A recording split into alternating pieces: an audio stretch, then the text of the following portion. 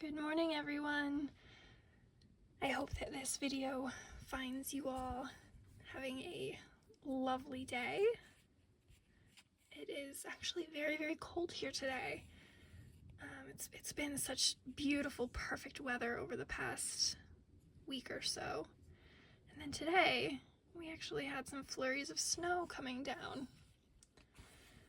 So I thought that it was the perfect day to stay inside, do some stitching, and maybe make a Flosstube video.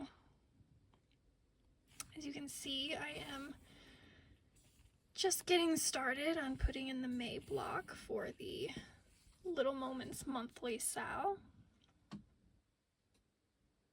I'll talk more about this in a little bit because what I actually wanted to do for this video was kind of do a bit of a reintroduction, if you will. It's been so long since I've really been on Flosstube, and I've had so many new followers, and I just thought, you know what, let's just completely reset. Let's start from the beginning, and let me introduce myself.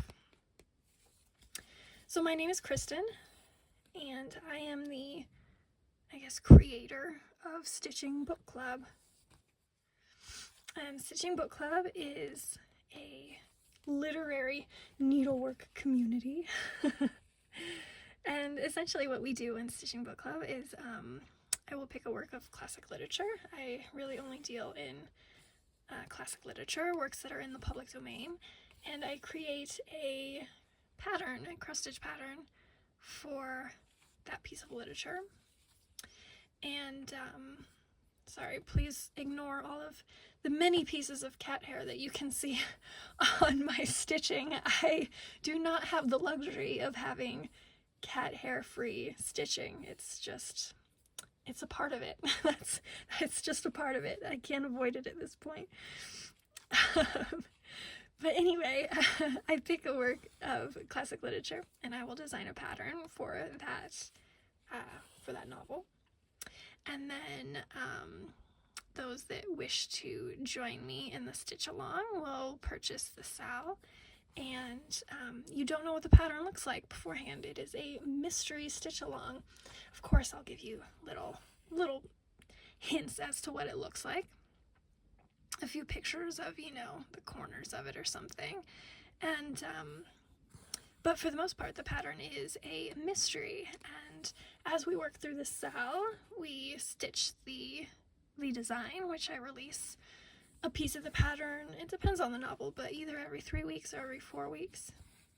And we read the novel at the same time, so that by the end, we will have completed the novel, and then we can have a book discussion, and you will have a completed piece of needlework. So it's been quite the journey so far with Stitching Book Club for me. It is coming up on 5 years. Can you believe it? 5 years ago, this August, is when I started Stitching Book Club. It really doesn't feel that long ago. I think part of the reason why it doesn't feel like it's been 5 years is because part of those 5 years I wasn't very active. I'll get into that also farther into this video. But yeah, it's been 5 years, and I'm currently getting ready to launch what I believe is SAL number 12.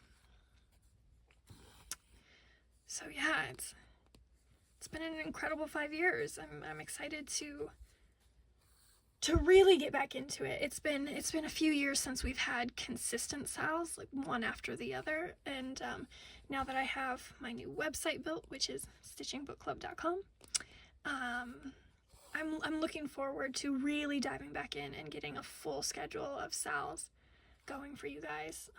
I'm looking forward to seeing Stitching Book Club back at full scale. It'll be nice. That'll be really nice.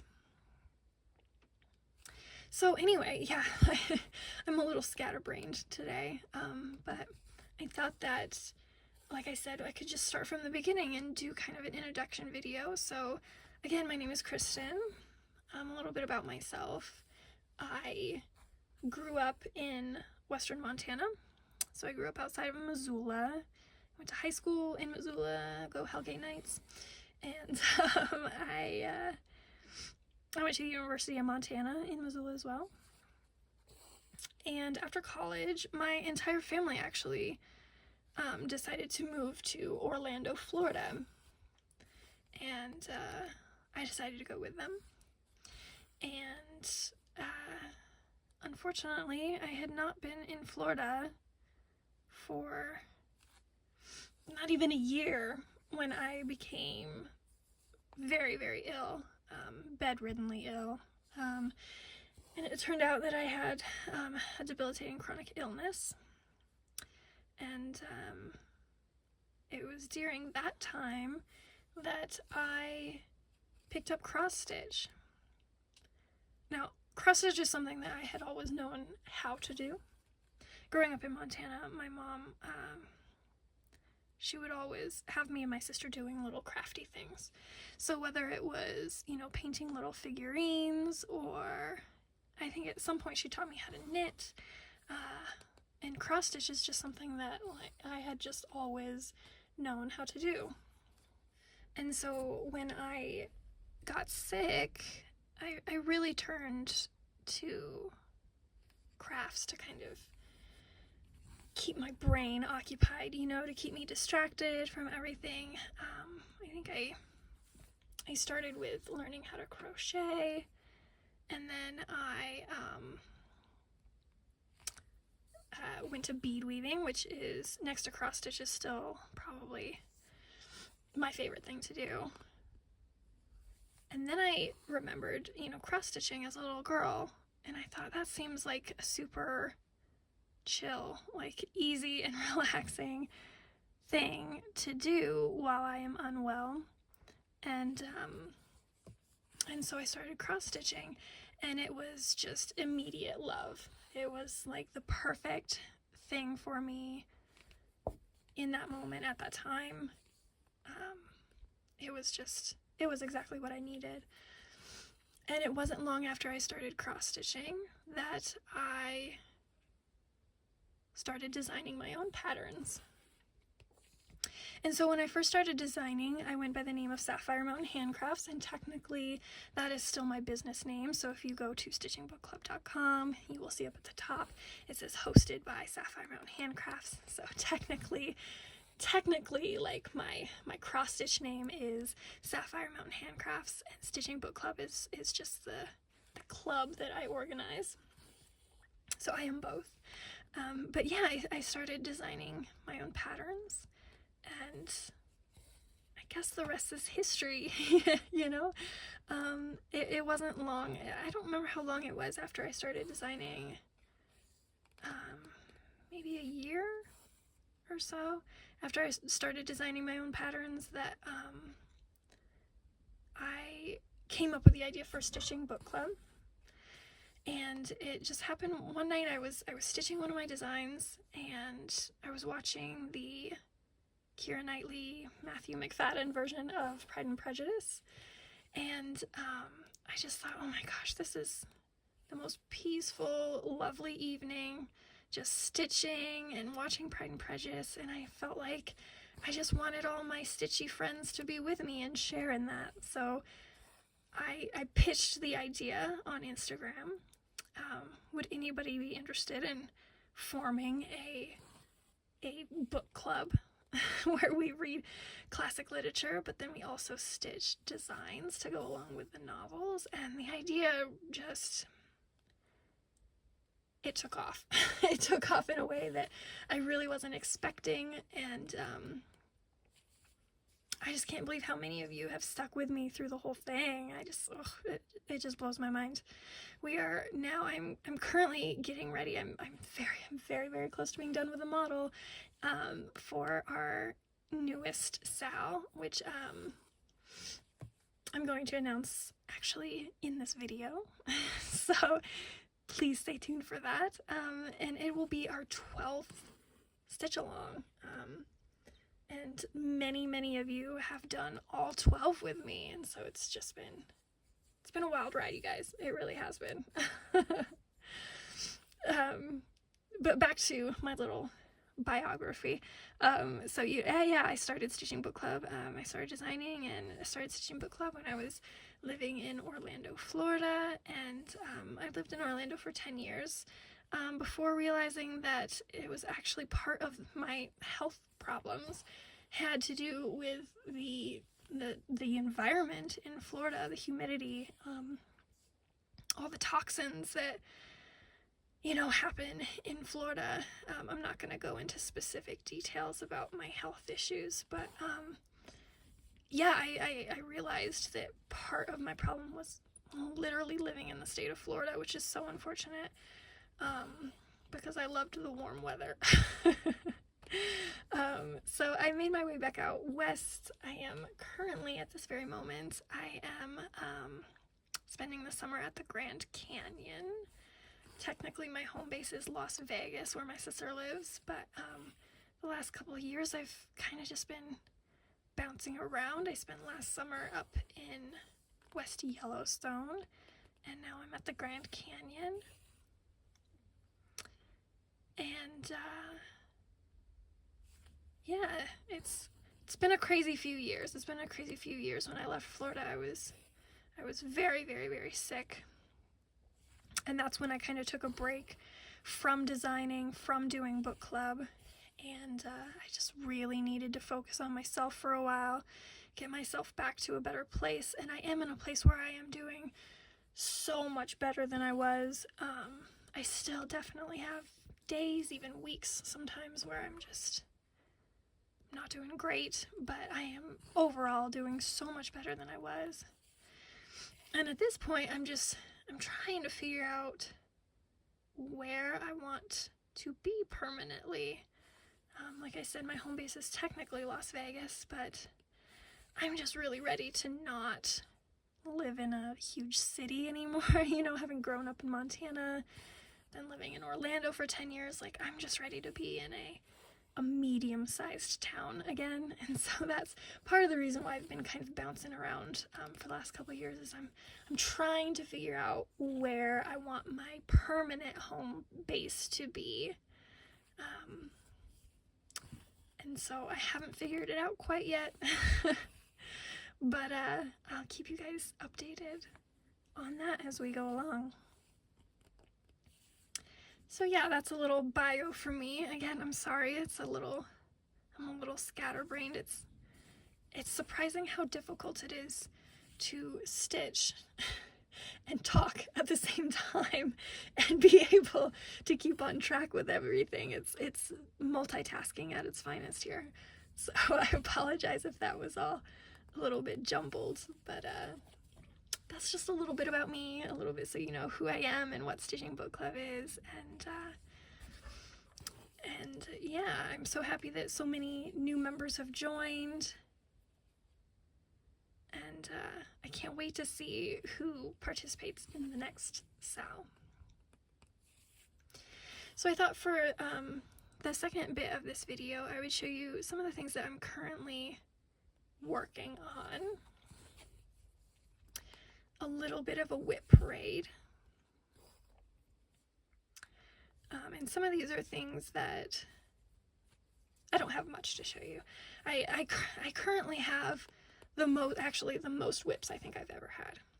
However, some of them are things that I can't show you because they are, for the future releases and things like that.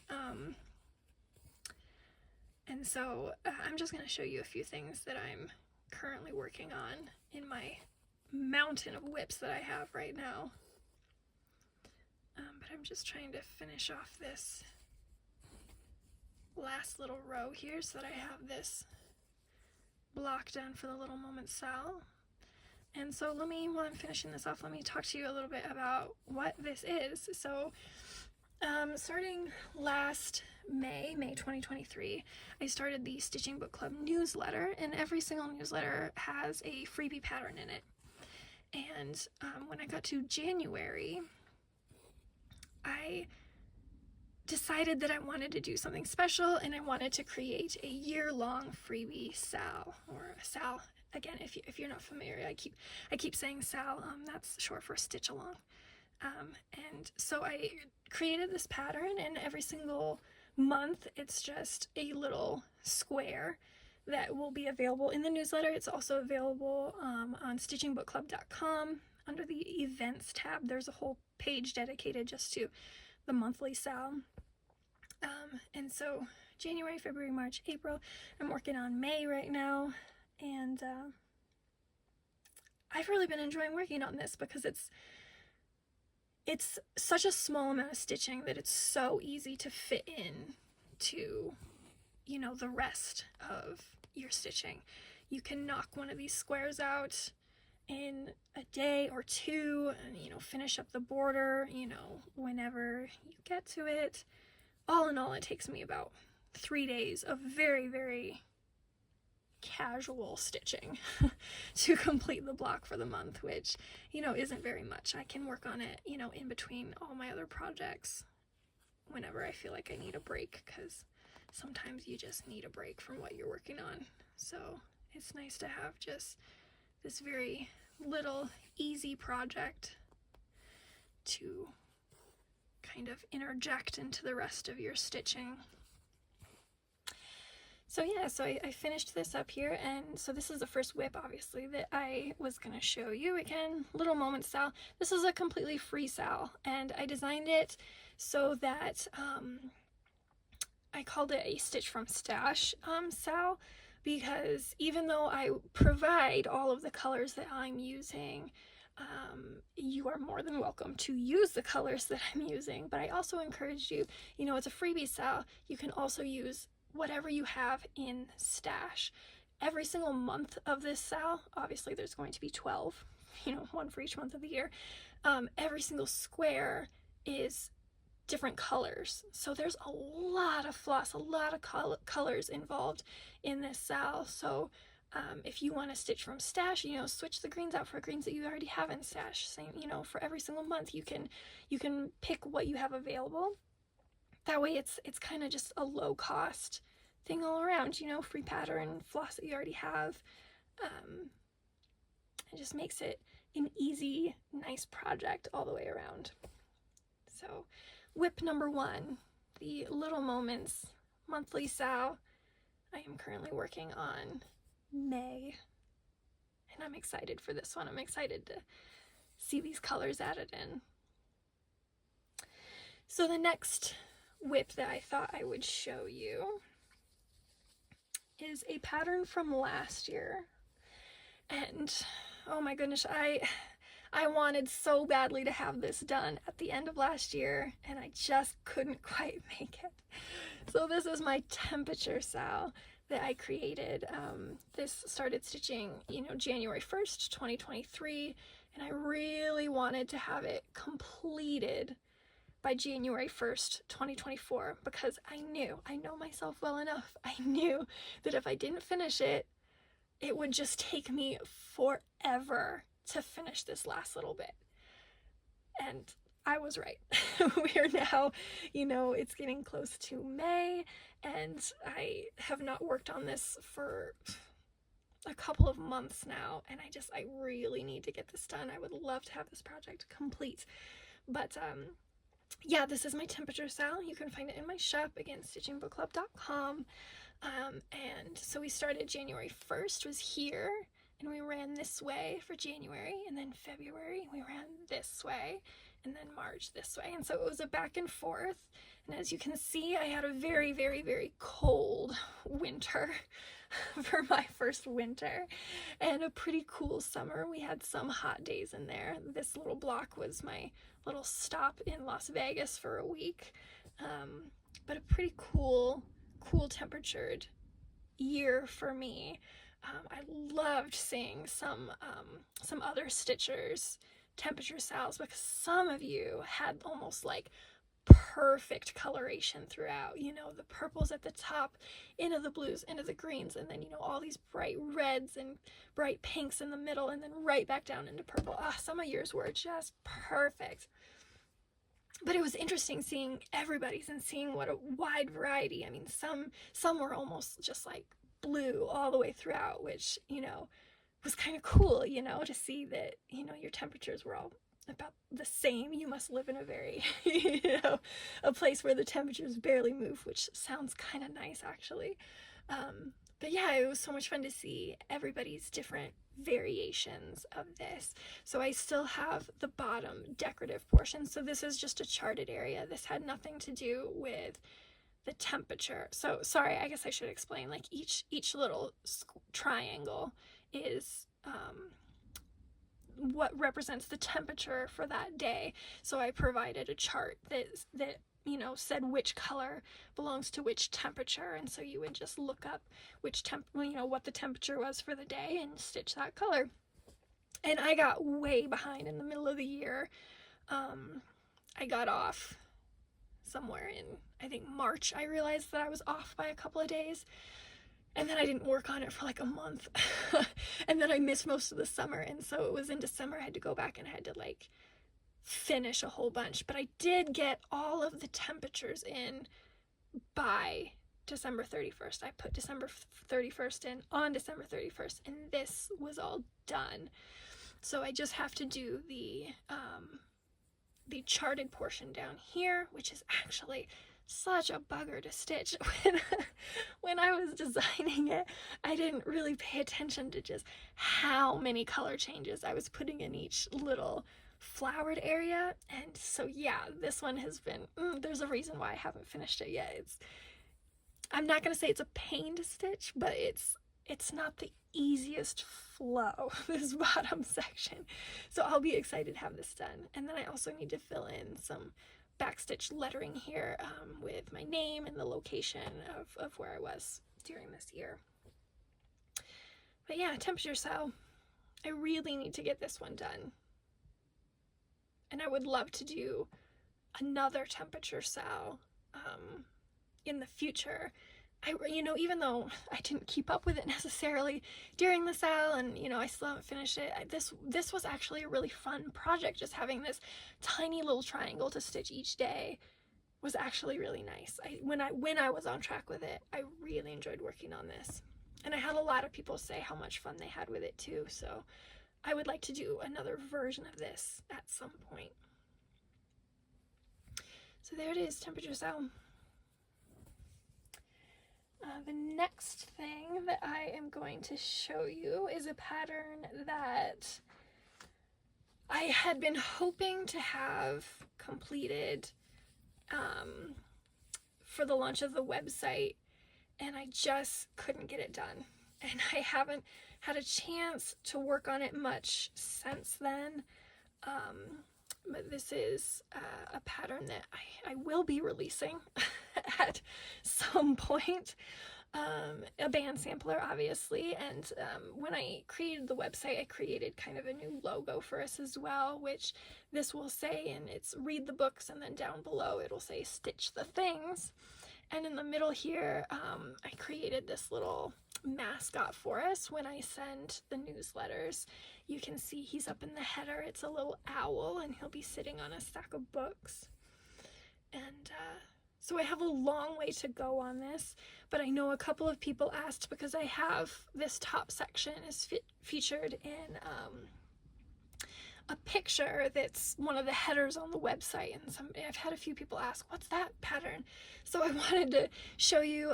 It's not done. I'm not ready to release it. I still need to get all of this stitched to confirm that all of the colors are accurate, but I will be releasing this pattern, and I was enjoying working on it until I got distracted with our newest SAL, which is why I haven't touched this in a while. But as soon as I get our new SAL pattern finished, then I will be going back to this so that I can get it finished up and released. And the fun thing about this pattern is that I took each band is something that's either identical or very, very similar with maybe just like a slight tweak. Each band is something that has already been featured in one of our SALs. So like the top one, I use this band a lot.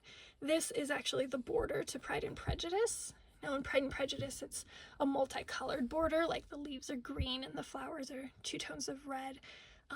But this is the exact pattern from the Pride and Prejudice border. And then I think this one is kind of a combination of, or maybe this is exactly, I think this is very similar, just slightly modified. This was an Anne of Green Gables. So yeah, as I go down, the bands were all things that I pulled inspiration or directly from past SALs of ours. And it's not looking too lovely, all wrinkled at the moment, but I look forward to getting this one done because it really is a nice pattern. Okay, and the final thing that I wanted to show you is actually our next SAL piece. So I cannot show you the whole thing. Obviously, it's a mystery SAL, but I had put out a picture on Instagram and Facebook of a table of books at Barnes & Noble when I was picking up the latest edition, a copy of our book for our next SAL, and you guys all had great guesses as to what it was going to be, and I'm so excited to be able to tell you that our next SAL piece is Emma. So it's been a while since we've done a Jane Austen piece. This group was created based on, you know, my love of Jane Austen and Pride and Prejudice. We have done Pride and Prejudice, and we have done Sense and Sensibility, but it has been several years now since we've done an Austen, and so I thought it was time to jump back into the world of Austen with Emma. And I do not have any dates for this SAL yet. Those will be coming soon. Like I said, I am very, very close to being done with this model. And then I'm just gonna hit the ground running with getting everything else ready. So the announcement for Emma with all the dates and all of that is going to be very soon. And so make sure to, you know, check out Stitching Book Club on Instagram and Facebook. And also sign up for the newsletter on stitchingbookclub.com so that you can stay up to date on all of the announcements for our next SAL. So that is it. That is all that I have to share with you today. Thank you guys for spending the morning with me. And I can't wait to get started on Emma with all of you. All right. Bye, guys.